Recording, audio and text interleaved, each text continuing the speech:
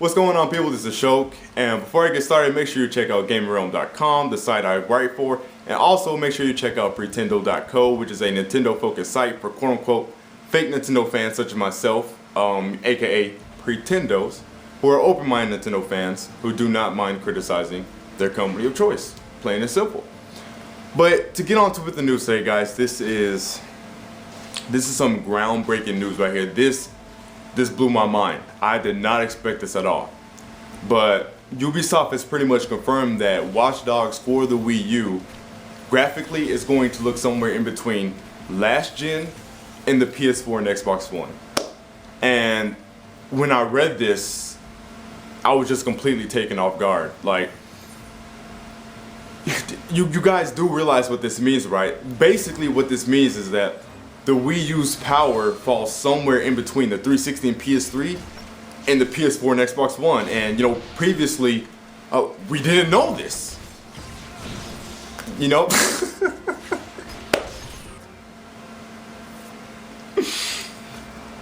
I just don't understand. I just don't understand.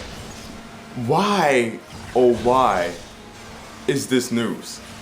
It's nothing new. It's something Ubisoft has actually said before. It's something to be expected. Why is it news that Watch Dogs on the Wii U is going to fall somewhere in between last gen and the next generation competition? Why is that news? Because I could have swore this whole time we knew the Wii U's power was somewhere in between the PS3 360 and the Xbox One and PS4. I thought that was a universally accepted known fact by now, but apparently not. Apparently, some people were expecting the Wii U version to be on par with the PS4 and Xbox One. Who in the right mind has said the Wii U is just as strong as the PS4 and Xbox One? And if you guys have seen a delusional Nintendo fan who has said that, a delusional Nintendo fan who expected the Wii U version of Watch Dogs to be on par with the PS4 and Xbox One, please point them out to me so I can shoot them. Plain and simple. Please point them out to me so they could be shot. This is common sense. I don't even know why this is news. Why is it even worth bringing up? It's not on par with the PS4 and Xbox One. Why would it be when it's weaker hardware? That makes no sense, people. But to conclude this video, and this part right here has nothing to do with the systems, guys. This is about you guys and what you have said and your flip-flopping and hypocrisy. I repeat, this is about you guys. It's not really about the systems. It's funny. If you guys haven't been, if you guys don't know, Dr. Trey and Noah Phoenix, Truth Setting You Free, and then Rich jumped into it. They've been having this discussion about the next generation leap, where Trey basically said the next generation leap isn't that big, and he used Madden for it, and you know, yada yada, and you know, we have the news that Watch Dogs is going to be 30 frames per second on the Xbox One and PS4. You know, you got EA targeting 720p 60 frames per second for the PS4 and Xbox One.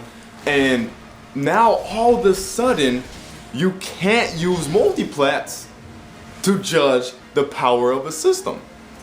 So that's what people have been saying now. They've been saying, one, you can't use multiplats or cross-generation games. Rich said that. Rich said what Trey did was stupid. And then people say, well, you know, yes, you know, some of these games aren't 1080p, 60 frames per second. Rise is 900p. You know, EA's targeting 720p, 60 frames. But just let the developers get used to the hardware. But where have we heard this before? We've heard this from Nintendo fans. We've been saying these two things since the beginning with the Wii U, but for some reason when it came to the Wii U, those reasons are not valid.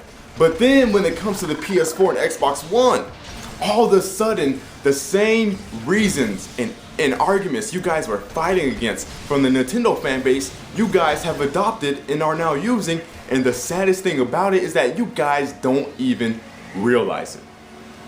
How can you blatantly contradict yourselves so hard and not even remotely recognize that you are doing so? That makes no sense to me, people.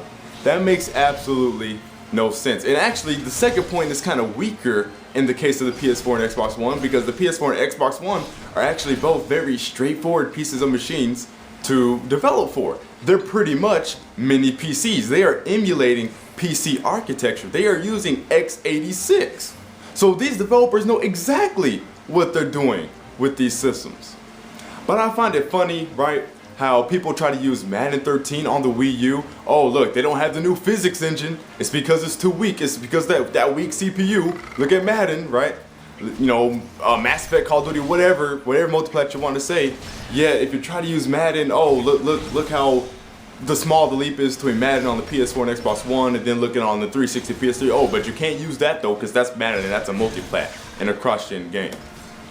Yet every multiplat on the Wii U is a cross-gen game. When we said let developers get used to the hardware, that wasn't valid. But when it comes to the PS4 and Xbox One, give them time. They got to get used to the hardware. Guys, you have no argument. There shouldn't be a single dislike on this video. There shouldn't be a single negative comment disagreeing, because there's just no getting around this. There's no getting away from it. You know who you are. You know who you are. If you've said these things against the Nintendo fan base and you're using the same arguments you are fighting against now, you know exactly who you are, and you can't say anything. You've been exposed, plain and simple. That's for this video. I'll see you guys later. Peace.